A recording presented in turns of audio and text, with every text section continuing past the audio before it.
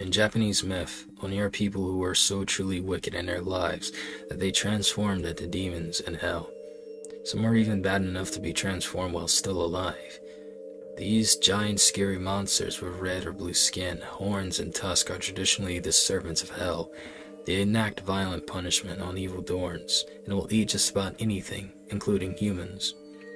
While stories or depictions of Oni may vary, they are always seen as dangerous and powerful villains.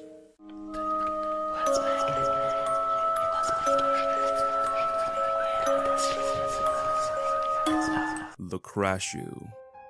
The Crashu is a nocturnal female spirit which appears in the form of a floating severed head of a beautiful woman. The woman's internal organs hang from her neck and trail below her head. The spirit moves around by way of levitation. With belief in the existence of the Crashu being shared across various parts of Southeast Asia, it would make sense that the spirit would have a few different origin stories. One such story is centered around a Khmer princess who had been set for an arranged marriage to a powerful Siamese nobleman. She was actually in love with a young soldier, who was a man of lower status. When the princess had been caught with the soldier, this infuriated the Siamese nobleman, who sentenced the princess to death by burning. Before her execution, the princess got a sorceress to cast a spell upon her, which would render her unharmed by the flames. Though the spell was powerful, its effects settled in too late, and only her head and viscera were protected from the flames, thus becoming a Crashu. A different origin story focuses on a wealthy woman who had a black gauze or ribbon tied around her head and neck as protection from the sunshine. This woman would then become possessed by an evil spirit, leading her to transform into a Crashu. Another popular legend suggests that the Crashu was a woman who botched a black magic spell, leading to her head and body becoming separated. Everything from consuming food contaminated by a Crashu to committing sins are thought to curse women to become a Crashu. Due to its widespread prominence in various South Asian cultures, the Crashu has been the subject of many forms of media, most notably films including Demonic Beauty and Human Kiss.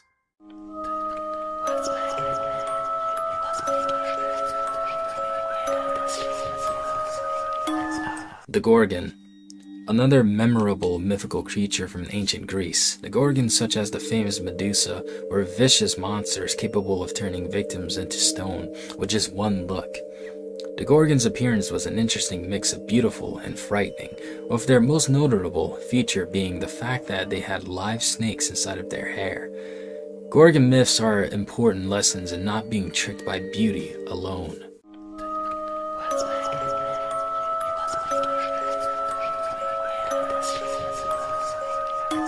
Kumakatok. Also known as the Three Who Knock, the Kumakatok are a trio of robed figures from Philippine folklore that are often likened to the Three Fates. Though their hoods tend to obscure their faces, their appearance has been described as very human-like. The triad consists of a beautiful young woman, a middle-aged man, and an elderly man. The Kumakatok are known to knock on the doors of homes in the middle of the night, usually bearing bad omens for the persons they visit, and then leaving abruptly afterwards. Such a visit is commonly an omen of death, usually for an elder or a gravely ill resident of the house that is visited. Painting, marking, or drawing a white cross on the door of one's home was a method employed by the residents of Luzon and Visayas, which was believed to keep this trio at bay. The omen brought by the Kumakatok will always affect those visited by them, even if the person refuses to open the door in response to their knocking.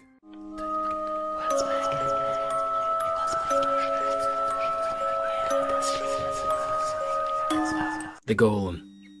Famous in Jewish folklore, golems are most often depicted as being created from an inanimate matter, such as clay or mud, which have been brought to life to serve some purpose.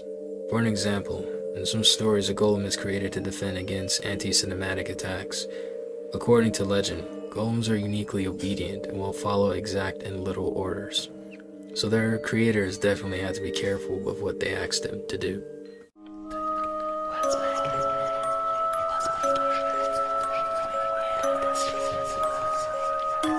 The Lagahu. The Lagahu is a shape-shifting monster from Trinidad and Tobago folklore. Being a shapeshifter, the creature is known to take many forms ranging from a horse, cat, pig, and even a snarling dog. It is commonly known to take the form of a headless man hoisting a coffin which rests upon his neck. 3 lightened candles are placed upon the top of the coffin. He also possesses a chain which is wrapped around his waist and trails behind him. The Lagahu is alternatively known to take the form of a werewolf, the former sometimes being referred to as a cousin of the latter. The Lagahu was alleged to have once been a dark voodoo priest who sold his soul to gain the ability to kill without ever being noticed. As a result, he was punished by being forced to carry a coffin filled with souls. To defeat the Lagahu, you must attack it with a stick that has been anointed with holy oil and holy water for 9 days. As you attack it with this rod, it will change into a variety of different forms, before ultimately vanishing into a mist.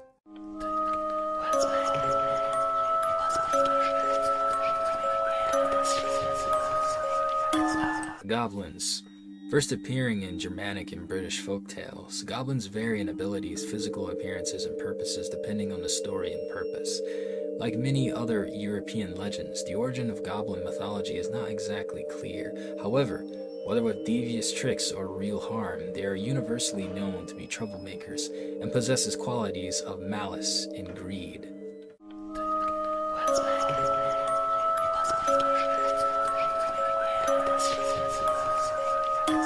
The Baycock. The Baycock is a malevolent, skeletal warrior spirit that originates from the mythology of the Chippewa tribe. One story claims that the Baycock is a warrior that was drowned or left to die in the forest due to committing a despicable act, such as having an incestuous relationship or killing a fellow tribe member. Another story claims that the Baycock died a slow, frigid death by freezing and holds a grudge against his tribe, claiming they abandoned him. A third story claims that the Baycock is a skeletal warrior who hunts people who disrespect its land, ranging from hunters and fishermen who take too much to arsonists. The Baycock is quite a dangerous warrior, not only being insanely fast, but also incredibly silent. Combine that with the dark of night, and you have an entity that is next to impossible to detect should it decide to ambush you. If that wasn't unnerving enough, the Baycock's weapon of choice is a bow that shoots arrows that are deadly and invisible, and it does not miss its shots. Despite its frail skeletal appearance, the Baycock possesses effective regeneration, so if you happen to get fortunate and knock off one of its arms, that fortune of yours will vanish as the severed limb will crawl back to the body and reattach itself. Another haunting tactic of the Baycock involves the use of a knife, which it is used to cut open the chest of victims and steal organs, usually the liver. The Baycock has been said to be so pristine and quiet when doing this that he has cut open sleeping victims and stolen their organs, all without ever waking them.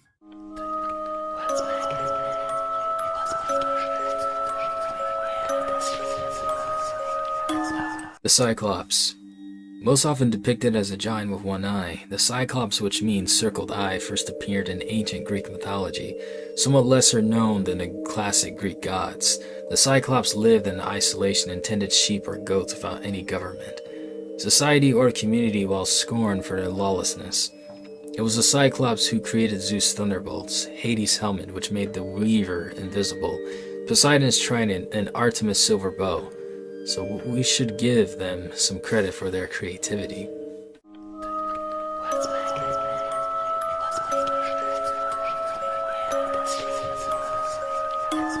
El Loco. An El Loco is a vile, cannibalistic, dwarf-like creature that lives in the deepest and darkest parts of the Congo rainforest. They build their homes inside hollow trees and bear a strong scent of Congo's rainforests. Rather than hair, an El Loco has a beard made of grass and clothes made of leaves. They are equipped with bells which they ring to entrance and attract unsuspecting humans. An El Loco is quite powerful despite its small stature, being much stronger than the average human. They are believed to be malevolent spirits of the dead with an intense grudge against the living. The El Loco symbolizes the dangers of the forest and is invoked to deter people from going out alone, mentally and physically straying, and just toying with danger in general. They also apparently represent various gangrene diseases as they slowly devour their victims. One story involving the El Loco involves a man warning his wife to disregard the sounds of a ringing bell before he leaves home to go hunting. Not long after he left, the woman heard the sound of a bell, followed by the sound of a childlike voice begging to be let in the home. She opened the door to find a small, innocent-looking El Loco whose stomach instantly growled. Clearly noticing the creature was hungry, she offered it mashed bananas and fried fish to eat. The El Loco refused, stating that it only consumed human meat. The woman, caught in the El Loco's trance, chopped off her own arm and fed it to the creature. When the husband returned home, all that remained were the bones of his wife. Right, so I hope you all enjoyed that list of top 10. But, however, I want to add an honorable mention. This video isn't over yet, and in fact, it's just getting better and better. So, I would like to bring on my dear friend, Emily Alucard. She will be giving an honorable mention because I feel like she deserves not only a spot in this video, but because she's a truly amazing person to begin with. So, I hope you guys enjoy the honorable mention. With that being said, take it on, Emily. The vampire. One of the world's most legendary monsters, and my personal favorite. All the differences between the variants of this creature, as well as their powers and abilities, could make up a list all of its own. But for now, I'll stick to the basics. To cast away the light and embrace the night, to give up humanity for something more, is to become a vampire. A slave to the blood or its master. Vampires possess powers such as transformation into creatures, such as wolves, rats, and most famously bats. But this is nowhere near the limit of their abilities. From being able to take the form of mist, to the very darkness that engulfs the night, to the very darkness that haunts our darkest corners on the longest of nights, to controlling the minds of mortal men and women with little more than a glance of the eye and a sweet whisper to the ears. Immortal, eternal, and ever beautiful, but at a price. Vampires consume the blood of the living to maintain their immortality. They do not need to fully drain their victims in order to get all the uses out of them. Vampires can gift their blood to mortals, allowing them to create a new member of their kind. The more a vampire turns, the stronger they become. Or mayhaps, they need merely a servant. With a vampire's powers, they can turn even the mightiest into a thrall, little more than a human puppet, to be used for whatever purposes they see fit. The vampire's weaknesses are most famously the sunlight, a stake through the heart, garlic, silver, and an array of religious ornaments, depending on your faith.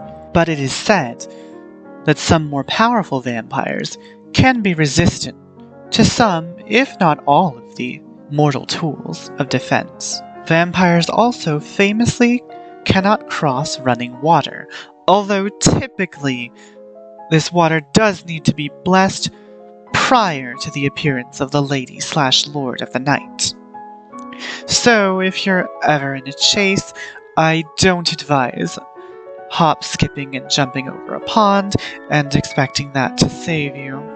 Fun fact, it is common knowledge that vampires sleep the day away in coffins.